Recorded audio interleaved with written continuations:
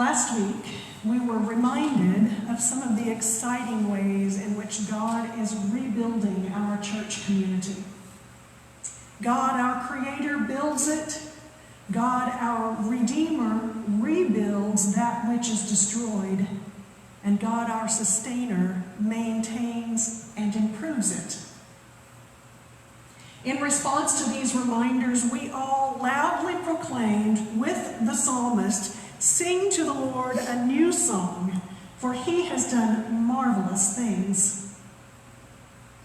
Today, as we celebrate Christ the King, we are cognizant of the fact that God is the maker and doer of marvelous things indeed. Our lectionary readings remind us that this has always been God's nature.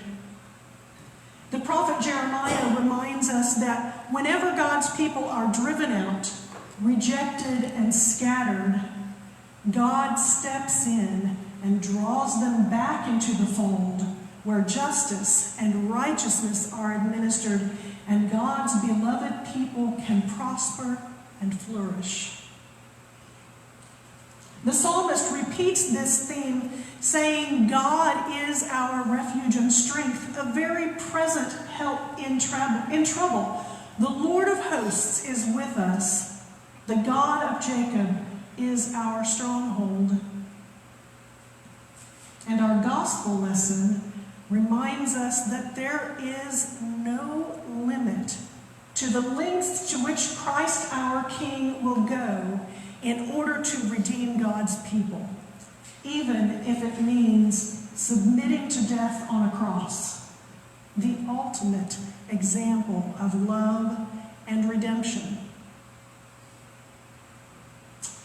Next week, the church begins a new year with the season of Advent. And it's during that season that we look with anticipation for the coming of the Christ child.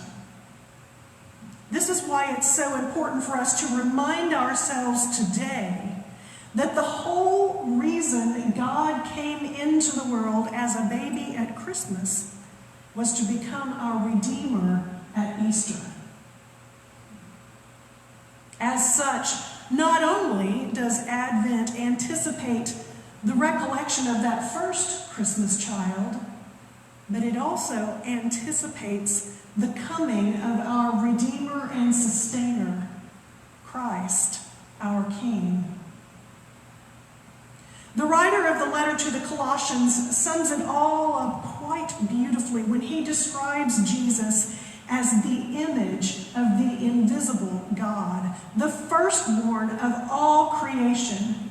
For in him all things in heaven and on earth were created, things visible and invisible, whether thrones or dominions or rulers or powers, all things have been created through him and for him. He himself is before all things, and in him all things hold together. He is the head of the body, the church. He is the beginning, the firstborn from the dead, so that he might come to have first place in everything. For in him all the fullness of God was pleased to dwell. And through him God was pleased to reconcile himself all things, whether on earth or in heaven, by making peace through the blood of the cross. It is this knowledge we have of God's marvelous deeds and our faith in that redemption which becomes our strength. This is why we are able to endure everything with patience while joyfully giving thanks. It is our experience of and our trust in God's love for us that inspires us to extend that love to others who have also been scattered and rejected. This is why we do things like stewardship campaigns, wherein we pledge our treasure, our time, and our talents, because we know those pledges will be used by God to bless others and draw them into the fold as we have already been drawn. So what more appropriate day could there be to draw that stewardship campaign to an end than this Sunday before Thanksgiving?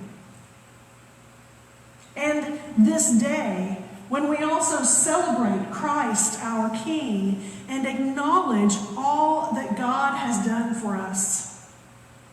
And this last Sunday before that season of anticipation called Advent. Now, we may also anticipate all that God will do utilizing the pledges we make.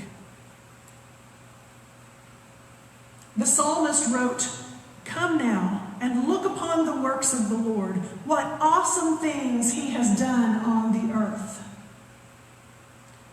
Today, I think we might revise that slightly and say, "Come now and look upon the works of the Lord, what awesome things will be done."